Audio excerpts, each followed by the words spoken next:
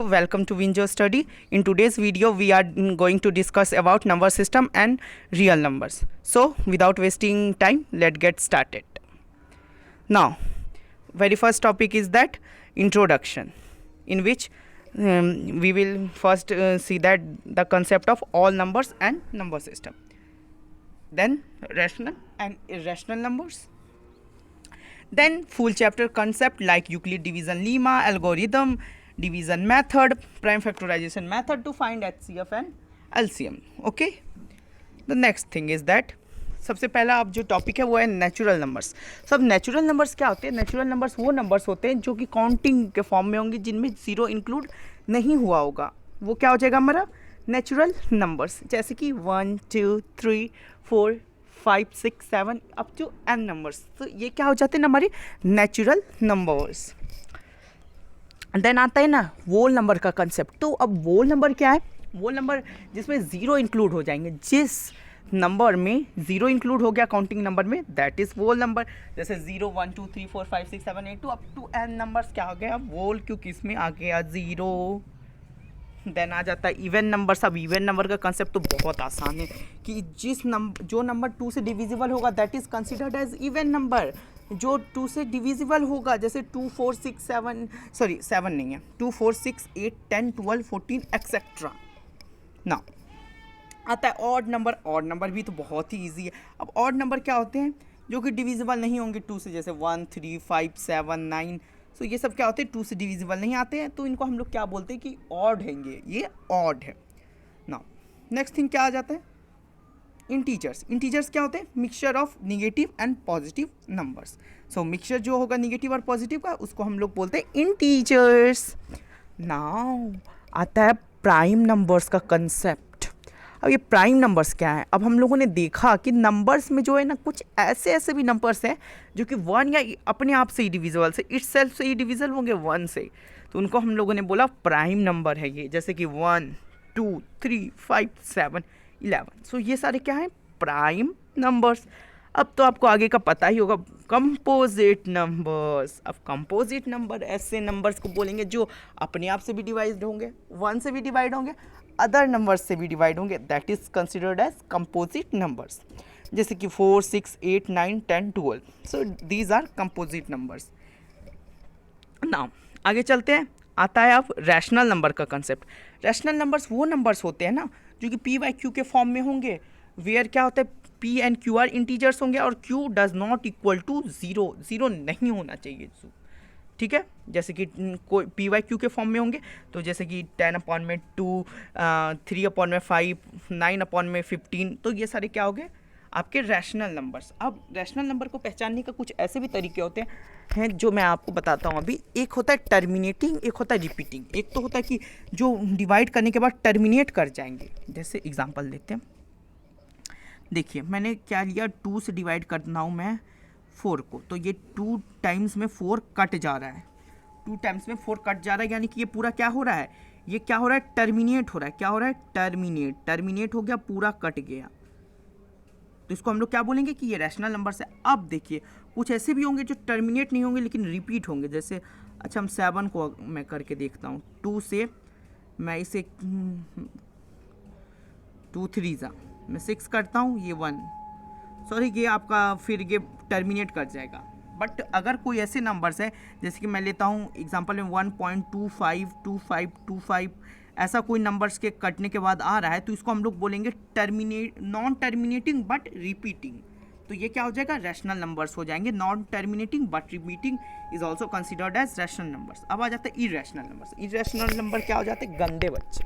गंदे बच्चे मतलब अब वो क्या होता है ना कि वो ना ही तो टर्मिनेट करेंगे ना ही रिपीट, यानी कि डिवाइड करने के बाद ना पूरा कटेंगे ना ही क्या करेंगे रिपीट करेंगे. वो कुछ से कुछ आता चला जाएगा पॉइंट के बाद. वो बहुत ज़िद्दी होता है, टर्मिनेट नहीं करेंगे ना ही रिपीट करेंगे. ठीक है. जैसे पाई एक इरेशनल नंबर है. And √2 √3 √6 √8 sorry etcetera are the irrational numbers. And आपको इस चार्ट से इजीली पता चल जाएगा कि रियल नंबर्स का आप कंसेप्ट इस चार्ट से एक बार समझने का कोशिश करते हैं. सबसे पहले हम लोगों ने नेचुरल को डिस्कस किया, देन हम लोगों ने वोल नंबर्स को डिस्कस किया. ठीक है। देन हम लोगों ने इंटीजर्स को डिस्कस किया, देन हम लोगों ने रैशनल एंड इरेशनल को डिस्कस कर लिया। अब हमारा तो यही सब का जो कंसेप्ट है वो हमारा इंक्लूड होता है अब रियल नंबर्स में, यही सब का अब मिक्सचर है हमारा रियल नंबर्स। ठीक है, नाउ आगे बढ़ते हैं। Now next thing is that rational number plus irrational numbers makes real numbers. Okay, rational plus irrational number will be makes us real numbers. Now, I hope it's clear to you. Now, next thing is that Euclid division algorithm. What is algorithm? Algorithm is a step-by-step problem-solving method. Okay. So, अब कोई भी क्या होता है ना, algorithm क्या होता है, किसी भी जैसे कि अब अगर हम एक सिंपली डिवीज़न कोई भी नंबर्स का कर रहे हैं, 2 से अगर हम किसी भी 10 को डिवाइड कर रहे हैं 5 टाइम्स में, तो क्या हो रहा है ना, वहाँ पे ये लास्ट में 0 आ रहा है। तो ये हम एक एल्गोरिदम फॉलो करते आ रहे हैं कि डिवीज़न का ये एक एल्गोरिदम है, और इसको अगर जो एल्गोरिदम यूक्लिड में प्रपोज किया था उसको हम लोग यूक्लिड डिवीज़न एल्गोरिदम कहते हैं। अगर आपको इसको वाइडर फॉर्म में जानना है तो आप बोल सकते हो an algorithm gives us the definite steps to solve a particular type of problem in a well defined manner. अब आता है यूक्लिड डिवीज़न एल्गोरिदम का जो कंसेप्ट है वो बेस्ड होता है फुली यूक्लिड डिवीज़न लेमा पे। लेमा भी में हम लोग डिस्कस करते हैं। अब ये क्या होता है, ये एक टेक्निक होता है कैलकुलेट करने का हाईएस्ट कॉमन फैक्टर को, जिसमें हम लोग क्या करते हैं, इसमें एक यूनिक प्रोसेस होता है जिसमें हम लोग लिखते हैं A is equal to B Q plus are, where A and B are what, एक आपका डिविडेंड कहलाता है, बी आपका डिवाइजर है, क्यू क्वोशेंट एंड रिमाइंडर। और यहाँ पे एक केस आता है कि जो आपका रिमाइंडर है वो 0 से बड़ा होगा एंड आपका उसके डिवाइज़र से छोटा होगा ऑलवेज। ठीक है, ये बहुत इजी है। आप आई होप कि आपको यूक्लिड डिवीज़न एल्गोरिदम भी अच्छे से समझ में आ गया होगा। आई होप कि आप इस पूरे स्टेटमेंट को देख के डरे नहीं होंगे, ये बहुत इजी है। नाउ नेक्स्ट थिंग आता है कि यूक्लिड डिवीज़न लेमा। अब लेमा क्या होता है ना, lemma is a proven statement to prove another statement. जैसे कि अगर हम कोई एक लेते हैं, सन राइजेज इन ईस्ट, सूरज पूरब में उगता है, तो वो क्या करेगा, वो वेस्ट में ही डूबेगा, वो पश्चिम में ही डूबेगा। हमने ये वो उगता है पूरब में, इससे हमने बता दिया कि वो पश्चिम में ही डूबेगा।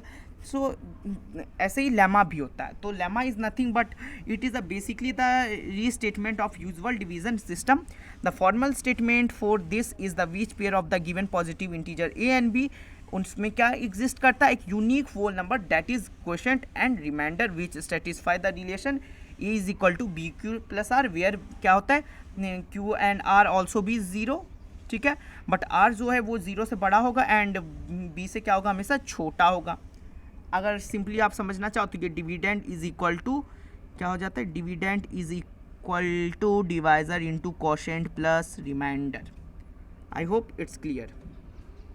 नाउ नेक्स्ट थिंग पे बढ़ जाते हैं। हमारी इंट्रोडक्शन लगभग अब होने ही वाला है, अब 2 चीज़ों का हम देख करके आई होप कि आपको इस वीडियो में मज़ा आ रहा होगा।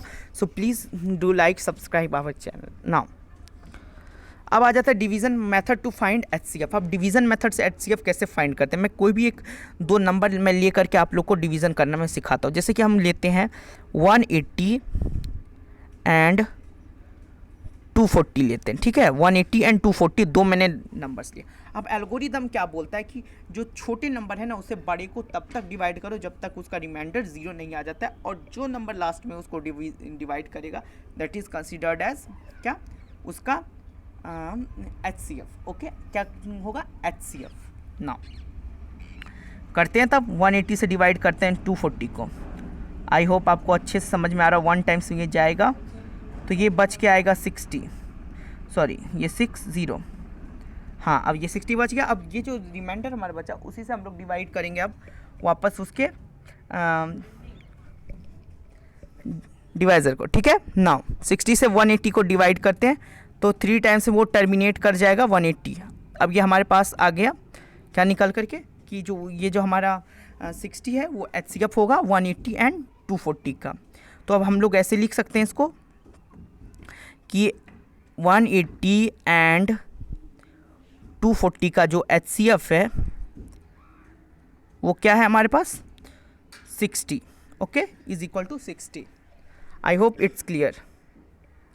Now we will move through our next slide. So the next thing and the last thing is that the prime factorization method to find HCF and LCM. अब प्राइम फैक्टराइजेशन का यूज़ करके हम लोगों को देखना है क्या, हमको एचसीएफ एंड एलसीएम फाइंड करना है। ठीक है, so it is also very easy. Again. तो चलिए कोई भी मैं नंबर ले लेता हूँ, 12, 15 एंड 21। सबके प्राइम फैक्टर करना तो आता ही होगा, तो चलिए करते हैं एक एक करके सबके प्राइम फैक्टर। 2 6 बार में जाएगा, 2 3 बार में जाएगा, ये 3 5 जा एंड ये 3 7 जा। ठीक है, तो अब सबके अब लिख लेते हैं प्राइम फैक्टर्स। तो अब 12 इज इक्वल टू हम लोग क्या लिख सकते हैं, 12 इज इक्वल टू लिख सकते हैं 2 इंटू 2 इंटू 3, प्राइम फैक्टर करने के बाद आया है। 15 का क्या आ गया था, 3 इंटू 5 आ गया था।